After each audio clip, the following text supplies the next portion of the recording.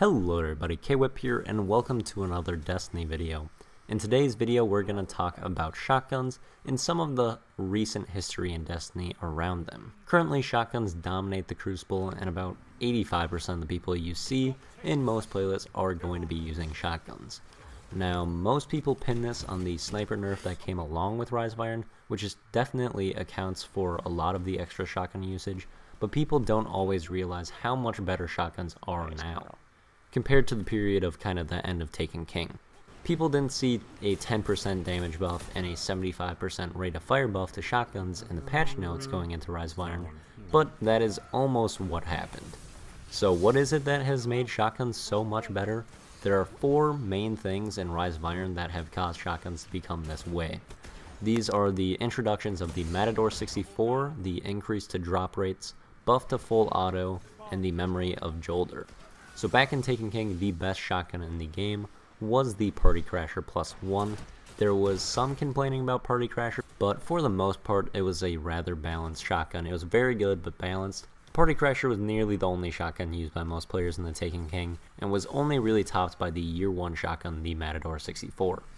Matador was just like Party Crasher, except it had a bit more impact and was considered by most to be the superior to Party Crasher because, well, it was. Then with the reintroduction of the Matador 64, they practically took the balanced Party Crasher and replaced it with Matador, which does more damage and apparently shoots slower than Party Crasher, but we'll get to why that's no longer the case in the video. And one other thing about Matador is that it does have a better ammo statistic, so it gets 5 bullets per special box with 2 armor pieces that have shotgun ammo, and it can even get 6 bullets per crate if you have a special ammo chest on, while Party Crasher, you have to have that special ammo chest and shotgun boots to get just 5 bullets, so you even get more ammo with Matador.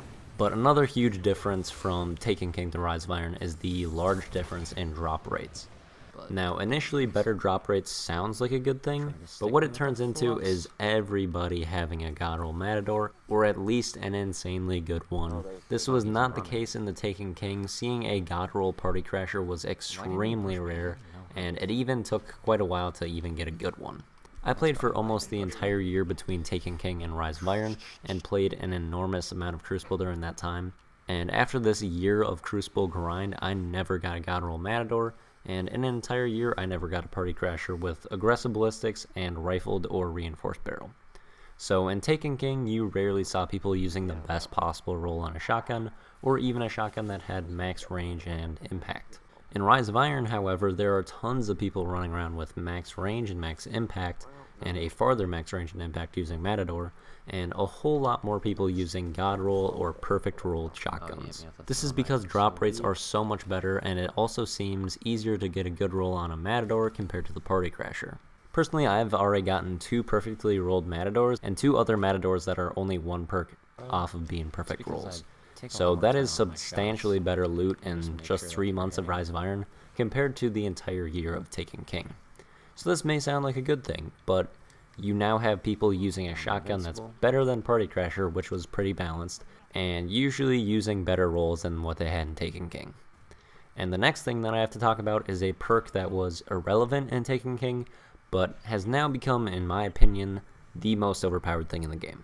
I am speaking of the full auto perk on shotguns. The full auto perk used to destroy shotguns, now it destroys people's souls.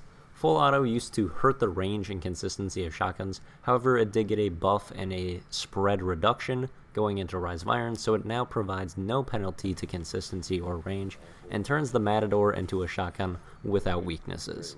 A Matador with full auto right now has no deficiencies in range or consistency, and has a ridiculous increase to its fire rate. Matador's one weakness was that it had the slowest fire rate in the game, but with a full auto Matador, it now shoots at about the same speed as the fastest firing shotguns in the game that do not have full auto. Full auto gives you a ridiculous 2-shot speed that is almost as fast as a shotgun melee, and has the range of about a shotgun Thunderstrike melee. I feel downright dirty using a full auto Matador, and it is just absurdly good. One more thing that makes shotgunning even better is the memory of Jolder, and Jolder gets rid of sprint delay, so it basically gives shotgunners the ability to indefinitely slide shotgun. Before, you would often get sprint locked after doing one slide shotgun. However, now you can sprint again immediately after doing your first slide shotgun. So this will allow people to close gaps easier, and they will also be able to shoot immediately after sprinting, so this can also increase their fire rate, especially if they don't have full auto.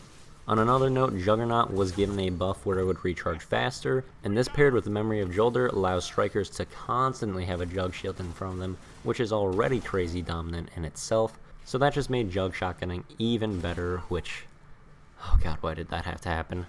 But really, to sum things up, both snipers and shotguns were quite balanced towards the end of Taken King. However, with the huge flinch increase and the Clever Dragon meta, sniping has gotten significantly worse, and all the elements added to shotgunning have made them a whole lot better. So that is how we have gotten to the place where we are now, where everyone and their mother is running around with a Clever Dragon and a Matador. Anyway, I hope you enjoyed this video or learned some stuff along the way. Please leave a like if you did, because if you don't, YouTube's like policy will make it so no one ever sees this video. Oh, and another thing about YouTube, they're having some issues right now where people kind of randomly get unsubbed, so make sure to check that if you want to be subscribed, you are, because sometimes people are randomly getting unsubbed, and I just really don't want that to be happening. And then also, videos don't always show up in the sub boxes for some reason. So if you haven't been seeing videos from me, they're probably going up because I've been uploading just about daily for a couple months now. So if you've been missing videos but wanted to see them, just maybe check my channel.